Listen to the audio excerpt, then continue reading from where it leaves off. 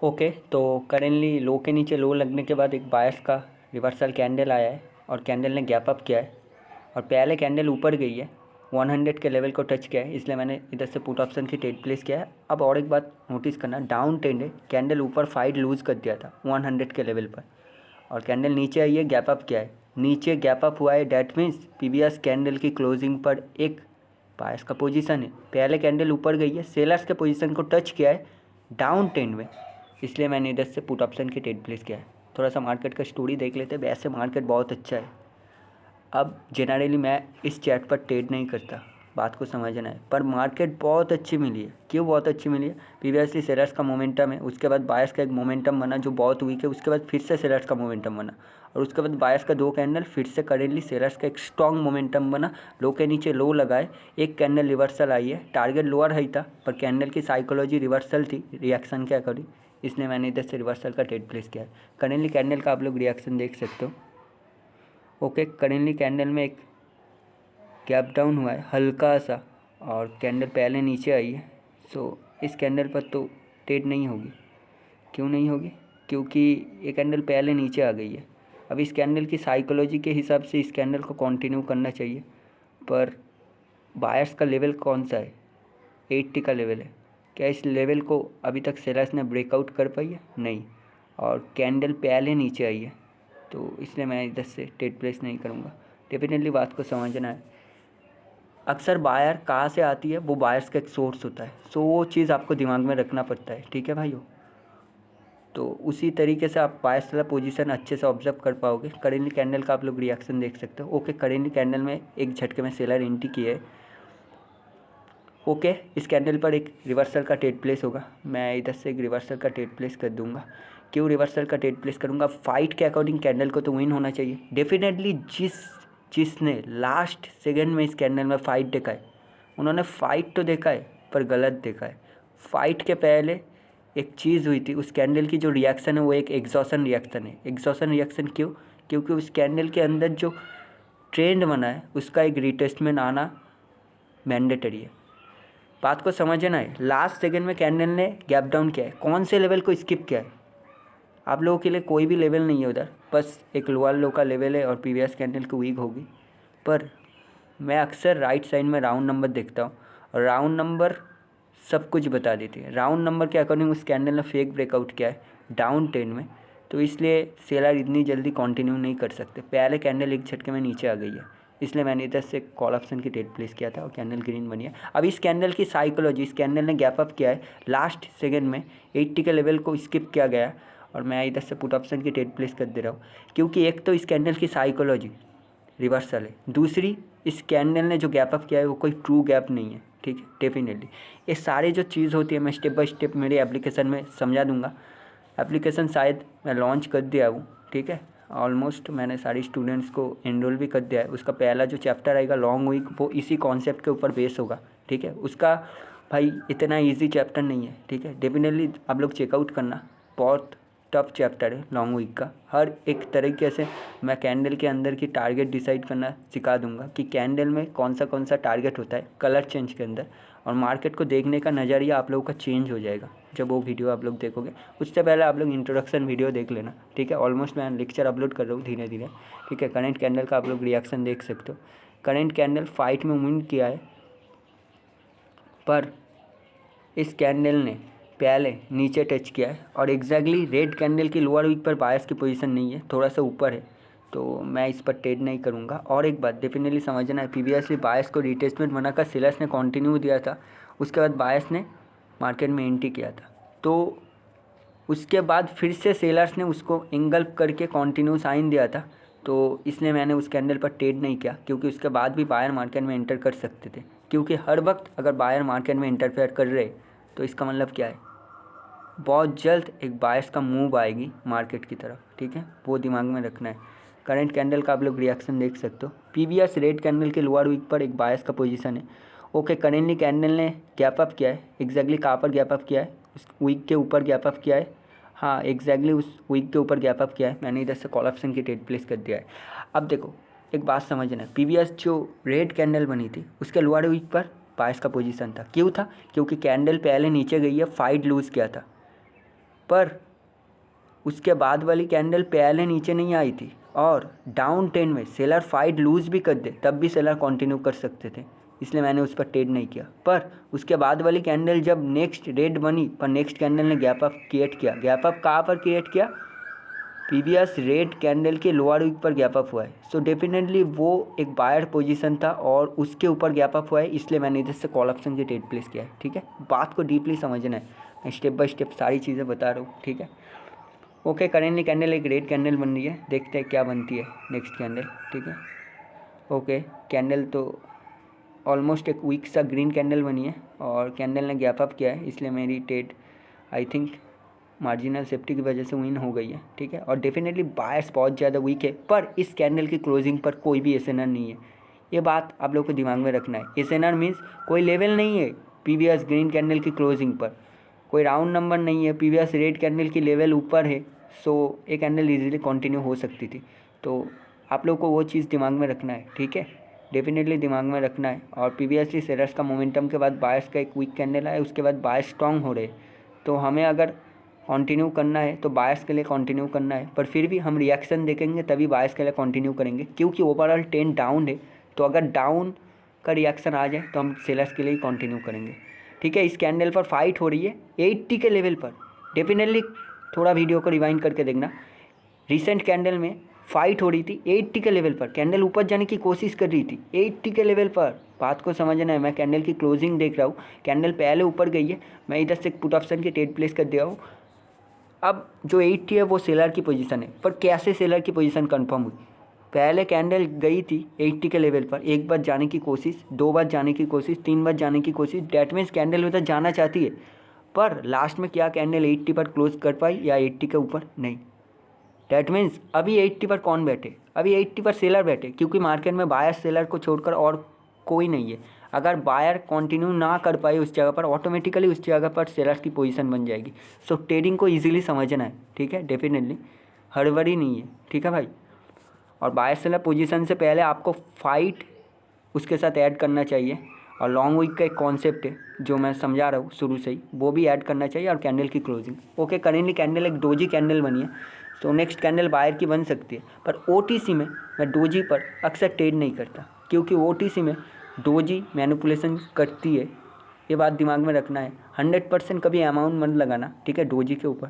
मैं वही बात समझा रहा हूँ आपको, सो बात को दिमाग में रखना है। ठीक है, और करेंटली जो सेलर्स की मोमेंटम थी वो अभी पूरी तरीके से वीक हो गई है, अगर ये डोजी सेलर्स की बनी तब। क्यों? क्योंकि सेलर्स का जो मोमेंटम था डाउन ट्रेंड में, सेलर उसके बाद अब कभी भी कंटिन्यू नहीं कर पाएंगे, क्योंकि अभी मार्केट में बायर्स रूल करने लगेंगे। क्योंकि प्रीवियसली सेलर्स का मोमेंटम एक तो वीक हुआ और ऊपर से बायर प्रीवियस वीक से स्ट्रांग हुआ, और करेंटली कैंडल अगर डोजी कंफर्म हो गई सेलर्स की, तब तो सेलर कभी भी कंटिन्यू नहीं कर पाएंगी।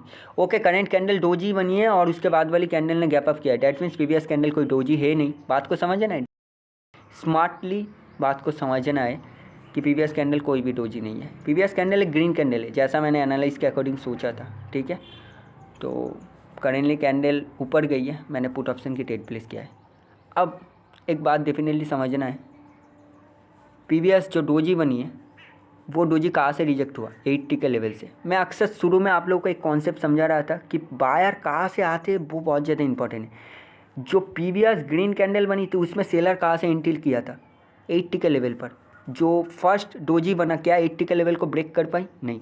उसके बाद वाली जो डोजी बनी, क्या 80 के लेवल को ब्रेक कर पाई? नहीं।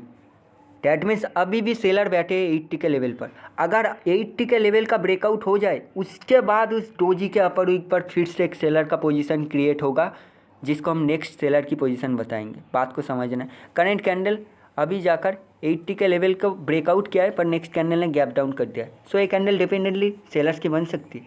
क्यों बन सकती है? क्योंकि वही सेलर्स के लेवल पर गैप डाउन हुआ है। पर इस कैंडल की साइकोलॉजी बायर के लिए बनना था, पर एंट्री नहीं आई, इसलिए मैंने कोई भी ट्रेड प्लेस नहीं किया।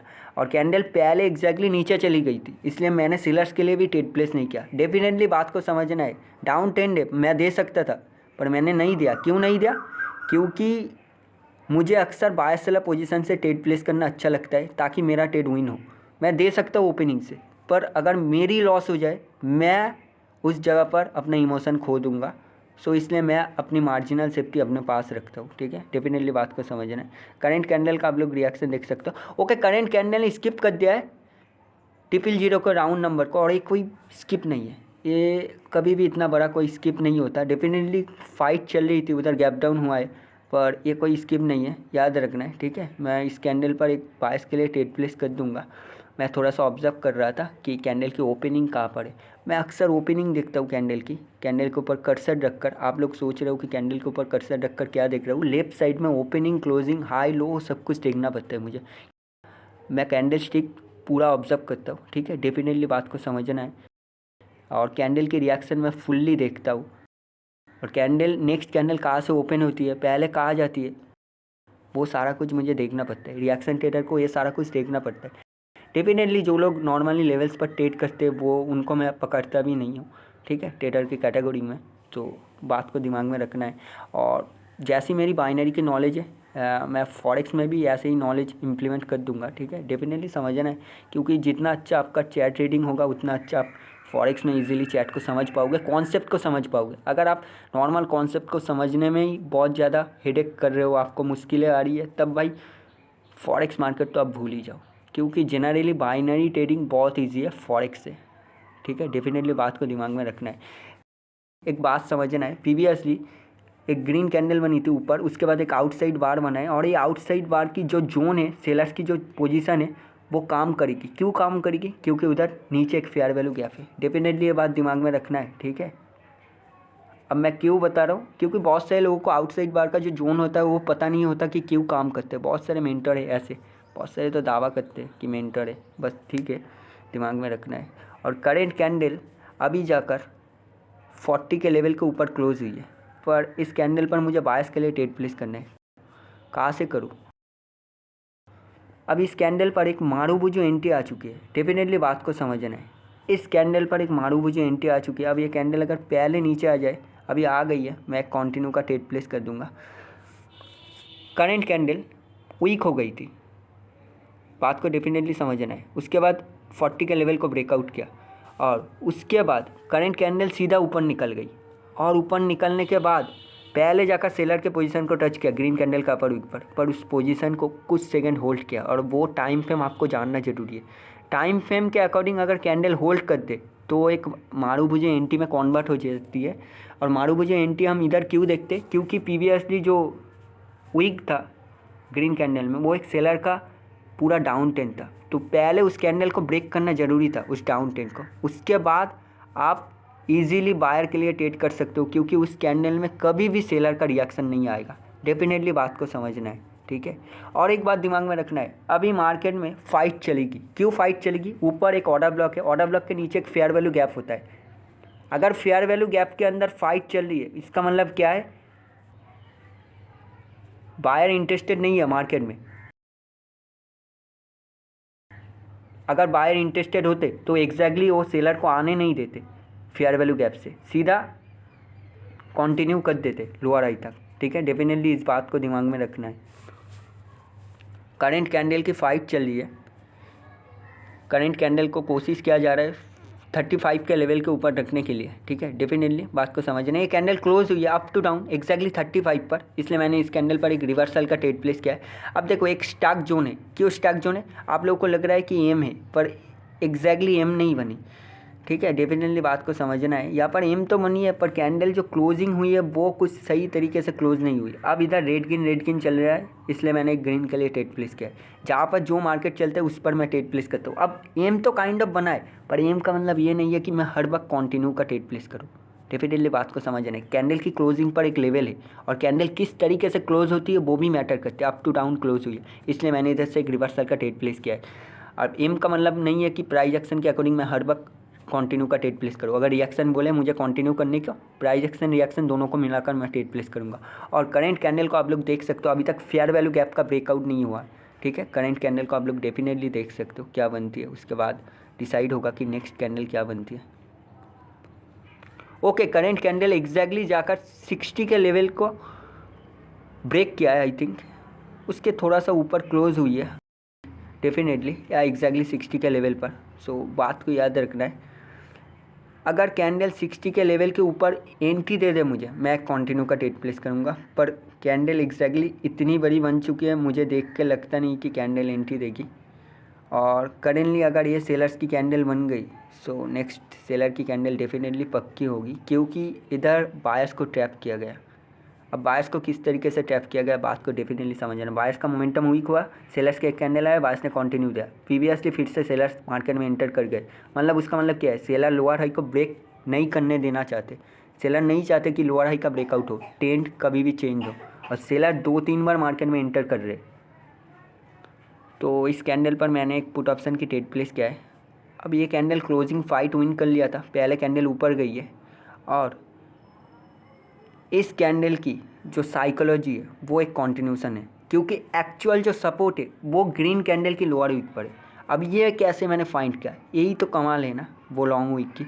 सो चीज़ें पता करनी है। अब डेफिनेटली बहुत दिमाग वाले बंदे होते हैं, उनको पता चल जाती है, ठीक है। ऐसी कोई बात नहीं है, मार्केट में सबको सब कुछ पता है। अगर आप थोड़ा सा कोशिश करोगे तो आपको भी बहुत सारी चीज़ें ईजिली पता चल जाएगी, ठीक है। सो ये सारी चीज़ें आप दिमाग में रखना, ठीक है भाई, वही मैं बताना चाहता हूँ। और इधर थोड़ा सा इंड्यूस किया गया लोगों को, कैसे, क्योंकि बायर बोल रहे चलो ऊपर की तरफ, एंड देन सेलर ने ऊपर से एक फेयर वैल्यू गैप से एंट्री कर दिया कैंडल क्रिएट करके। इसलिए अभी लो के नीचे लो लगाना टारगेट है। नीचे एक ऑर्डर ब्लॉक है, जो ग्रीन कैंडल बनी है पूरा हैमर कैंडल, वो कैंडल पूरा ऑर्डर ब्लॉक है।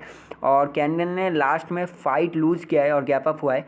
और ये कैंडल प्रीवियस रेड कैंडल एक एग्जॉशन कैंडल है। इस कैंडल की साइकोलॉजी प्रॉपरली रिवर्सल है, डेफिनेटली बात को समझना है। मैं इस कैंडल पर एक रिवर्सल का ट्रेड प्लेस कर रहा हूँ। पहले कैंडल नीचे आई है, पहले नीचे नहीं आई, पहले ऊपर गई थी, पर मुझे एक नीचे मार्जिनल सेफ्टी के साथ रिवर्सल ट्रेड प्लेस करना चाहिए था, और वही मैं कर रहा हूँ।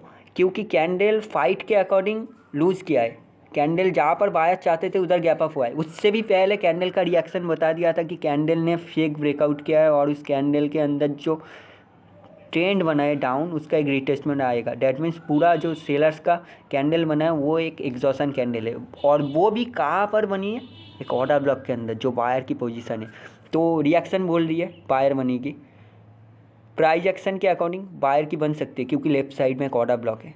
सो चीज़ें मैटर करना है दिमाग में, ठीक है। सेलर्स का कोई भी मोमेंटम नहीं है, तो काफ़ी सारी चीज़ें मैटर करती है ट्रेडिंग में स्टेप बाय स्टेप, तो उन सब को लेकर ही ट्रेड करना पड़ता है, ठीक है भाई। मिलते हैं भाई नेक्स्ट वीडियो में, एप्लीकेशन मिल जाएगी, ठीक है।